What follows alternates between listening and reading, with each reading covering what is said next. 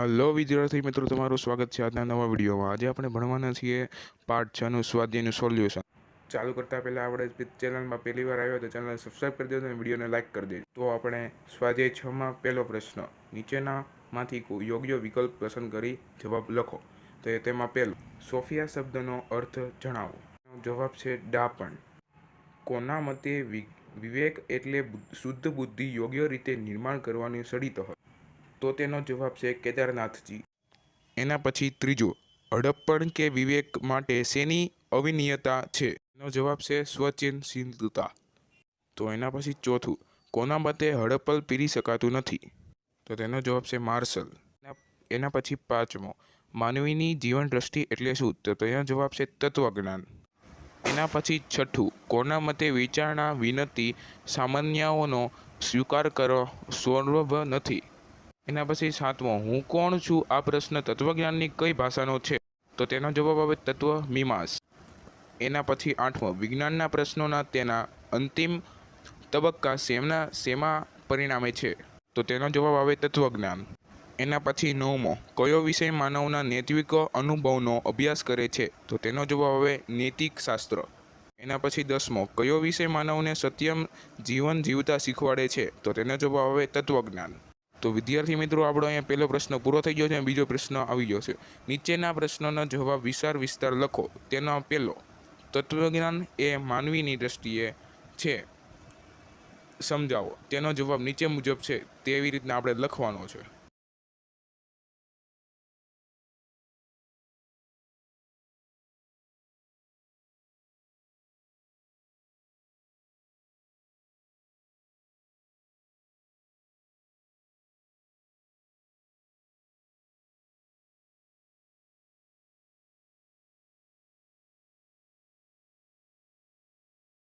તો વિદ્યાર્થી મિત્રો, તમારે પહેલો પ્રશ્ન લખાઈ ગયો હોય તો બીજો પ્રશ્ન પણ છે।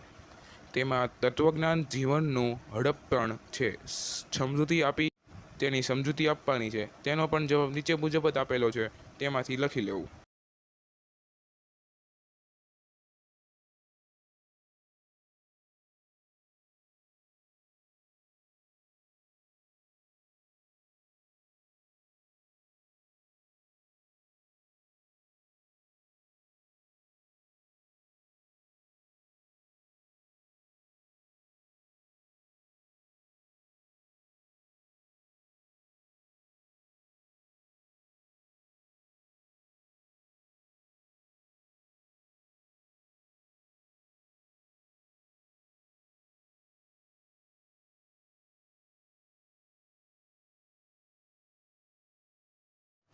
ત્રીજો પ્રશ્ન પણ છે, શા માટે તત્વજ્ઞાન અને તર્કશાસ્ત્ર વચ્ચે વૃક્ષ શાખા જેવો સંબંધ છે? તેનો પણ જવાબ નીચે મુજબ જ આપેલો છે, તે રીતના જ આપણે લખવાનો છે।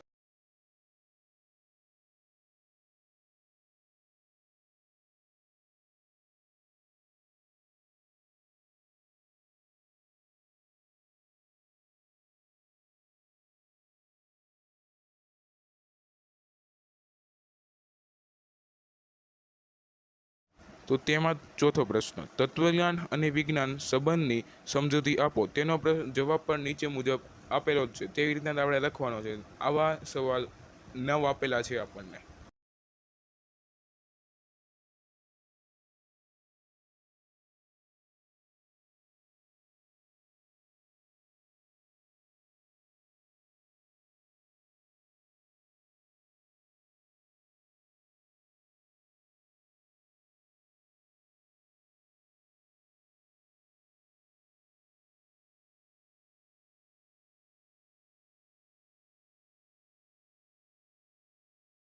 પાંચમો પ્રશ્ન, તત્વજ્ઞાન અને ધર્મ વચ્ચેની ઘનિષ્ઠતાની સમજૂતી આપો।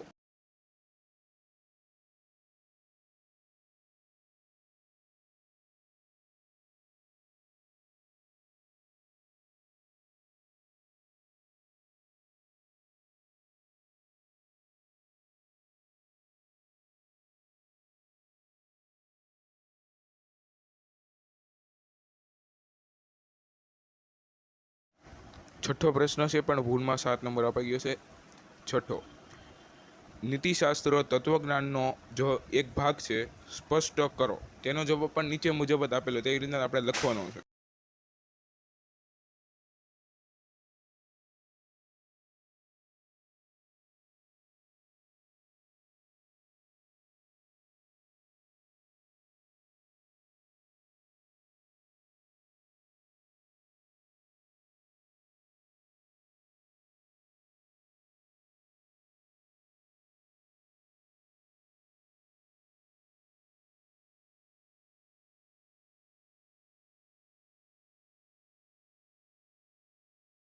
સાતમો સવાલ, તત્વજ્ઞાન અને શિક્ષણના સંબંધની સમજૂતી આપો. તેનો જવાબ પણ નીચે મુજબ હશે, તે રીતે આપણે લખવાનો છે.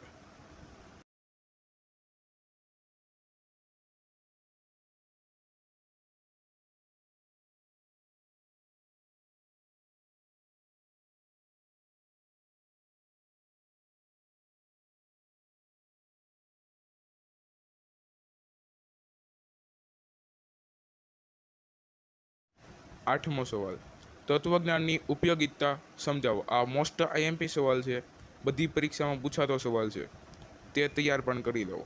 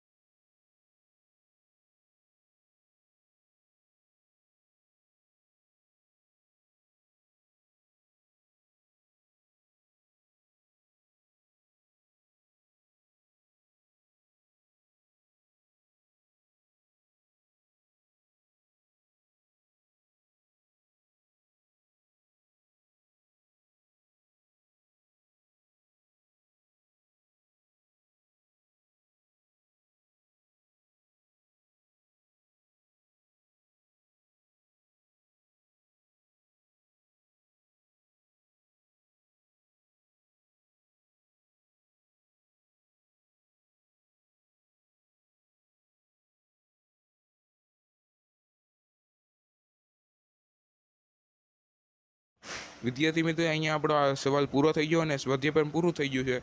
જો આ તમને આ વિડીયોમાં મજા આવી હોય તો વિડીયોને લાઇક કરજો, શેર કરજો અને સબસ્ક્રાઈબ કરજો, અમારી ચેનલ પર પહેલી વાર આવ્યા હોય તો.